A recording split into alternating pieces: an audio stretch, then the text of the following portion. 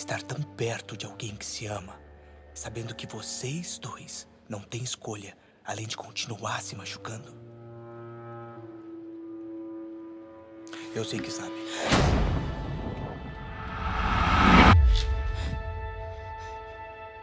Olha, muito diferente do que eu pensei que seria esse episódio do Cassino Lotus, eu não curti esse episódio de Percy Jackson e eu coloco ele no pior da série até agora. Primeiro que o episódio ele é quase que totalmente ao capítulo do livro da série. Claro que eles mantêm o Cassino Lotus, o negócio dos animais, inclusive acaba também lá com o Percy submerso lá no mar, né? Isso tem no livro também. Inclusive eles pararam na metade de um capítulo, isso nunca tinha acontecido antes. O que me dá a entender que eles provavelmente vão cortar a outra metade do capítulo e começar já no outro capítulo no episódio 7.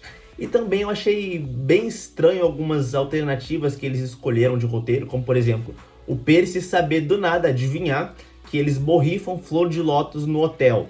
Que por isso que eles começam a ter uma espécie de Alzheimer do tempo, por assim dizer. Mas parando de falar um pouco dos acontecimentos do episódio meio que quebrado, eu vou parar e começar linearmente desde o começo até o final e comentando o que eu achei desse episódio. Não esquece de deixar o like aí embaixo e sem mais enrolação, bora pro vídeo. Começando pela cena do pesadelo do Percy, que na verdade não é um pesadelo do Percy, sim agora é o sonho de outra pessoa que tem o conhecimento de quem que roubou o raio ou fracassou em roubar o raio. E essa pessoa também tem um conhecimento de alguma coisa ainda pior que tá pra acontecer, que nem os deuses sequer sabem. Ficou meio misterioso isso, porque é o que eles querem deixar na série até o momento final. Nisso, Percy acorda e ele, junto com a Annabeth, intercepta aquela mensagem da Iris, que é a deusa do arco-íris, que nos livros também tem, mas em um capítulo totalmente diferente. E aqui eles pegam um reflexo de um vidro, conseguem ali projetar um arco-íris dentro do caminhão e conversam com o Luke. Essa conversa também é bem superficial. Eles só contam pro Luke que eles acham que sabem, né, quem roubou o raio mestre de Zeus, porque deu a entender na conversa do Grover com o Ares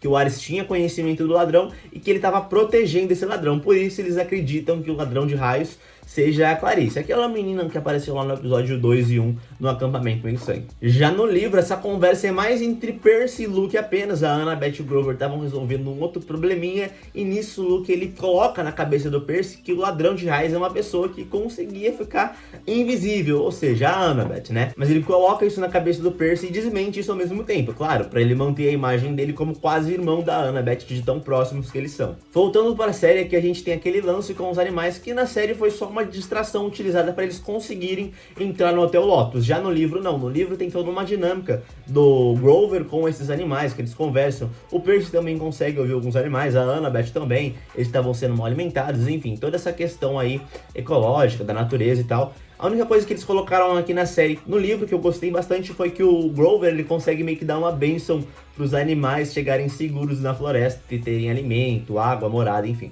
E assim como no livro, quando eles entram nesse Hotel Lotus, eles ficam abismados, né? Encantados com o hotel e queriam esquecer a missão. Que esse hotel tem sim esse efeito nas pessoas. No livro eu não lembro como que eles explicaram isso, eu lembro que eles só falaram que as pessoas esqueciam quanto tempo que eles estavam ali. Já na série tem duas versões do que pode estar acontecendo ali, o que eu não entendi muito bem. Primeiro, por que as pessoas se esquecem do que elas estão fazendo ali? Segundo o Percy, que ele descobriu magicamente isso, é que a flor de lótus, ela é borrifada no ar e as pessoas que respiram essa flor de lótus, elas se esquecem do que elas estavam fazendo ali. Agora, por que o tempo passa mais rápido? É como se fosse a teoria da relatividade de Einstein. Vamos imaginar que o hotel tivesse em outro planeta, em outra galáxia. É como se um minuto lá dentro fosse 10 horas lá fora, por exemplo. E basicamente eles estão nesse hotel para pedir ajuda pro Hermes. E daí eles têm uma brilhante ideia de se separar e procurar pistas. Nossa, eu nunca vi isso em nenhum outro lugar. Só que daí, como o Percy ele não conhece o Hermes e só o Grover e a Annabeth, obviamente os dois teriam que ficar separados. Daí você pensa, nossa, eles vão colocar o Percy e o Grover juntos finalmente. A gente já desenvolveu bastante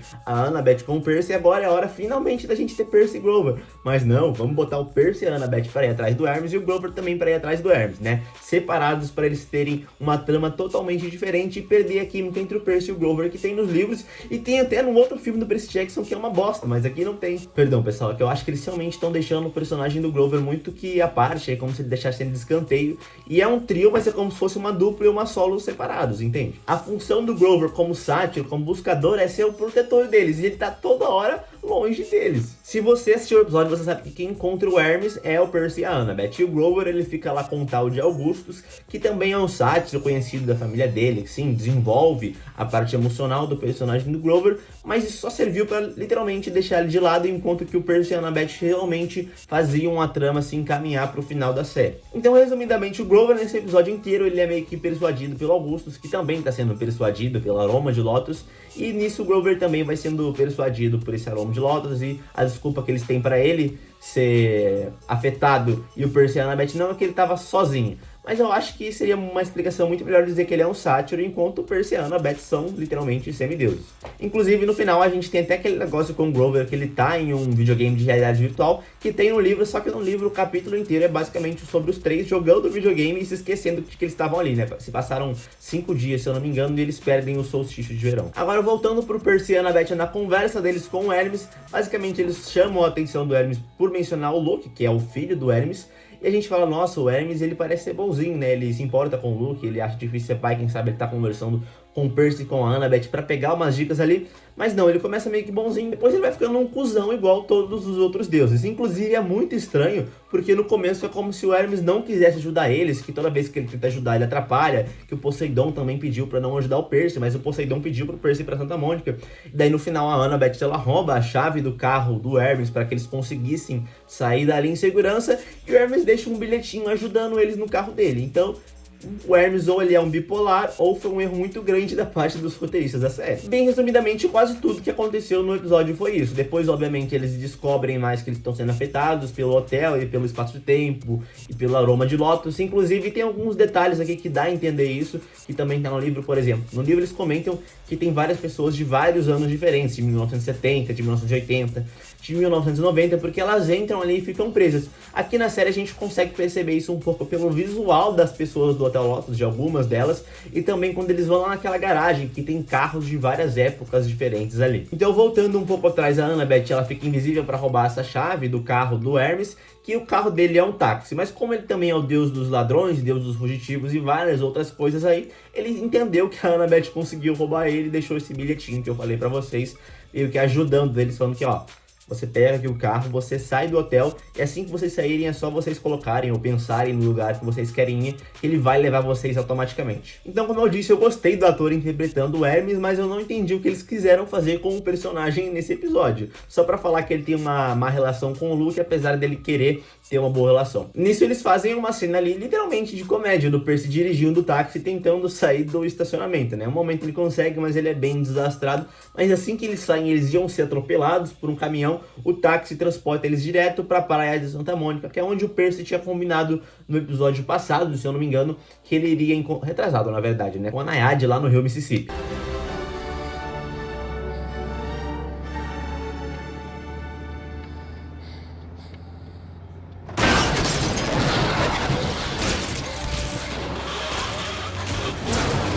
Isso que eles chegam aí na praia de Santa Mônica, que é no oeste, na Califórnia, o Percy ele vai entrando dentro do mar até chegar no fundo dele e se encontrar com a Naiade, que é esse espírito do mar. Detalhe que seria muito mais legal ver essa cena como ela foi feita no livro, porque o Percy ele se agarra num tubarão e esse tubarão leva ele até a Naiade. Eu queria ver aqui, mas claro, eles têm que poupar a computação gráfica por causa do orçamento baixo da primeira temporada da série.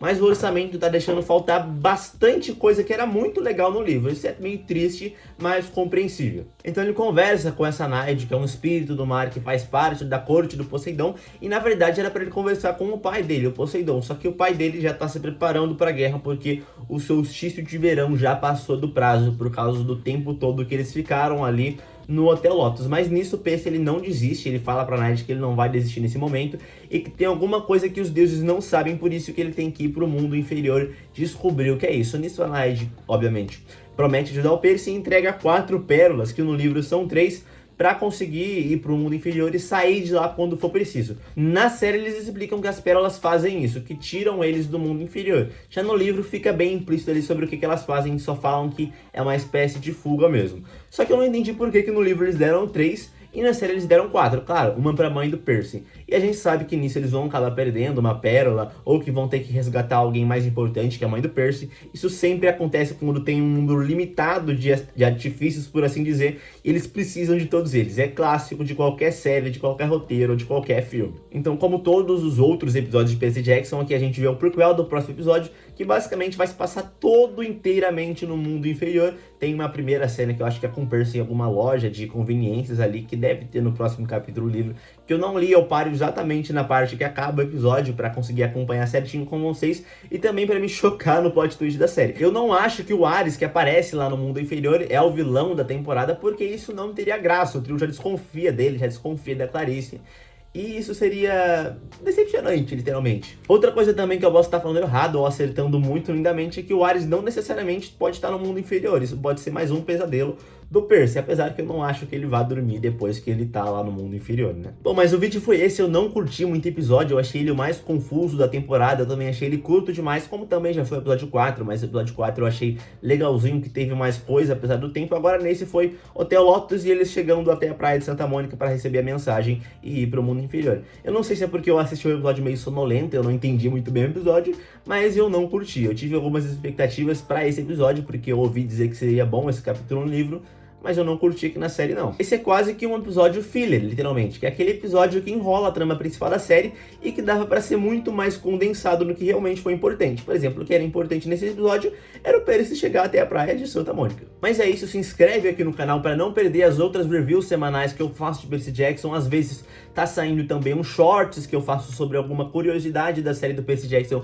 que não foi muito bem explicada na série, mas que tá bem explicado no livro ou até mesmo no outro filme, adaptação em live action, que foi horrível. Também tem vídeos da Marvel e de outros conteúdos do cinema que eu lanço aqui no meio da semana. Então deixa o sininho ativado aí, comenta o que você achou desse episódio, se você gostou diferente de mim, e o que você acha que vai acontecer no próximo episódio, quais são as suas expectativas. A gente se vê logo e até mais.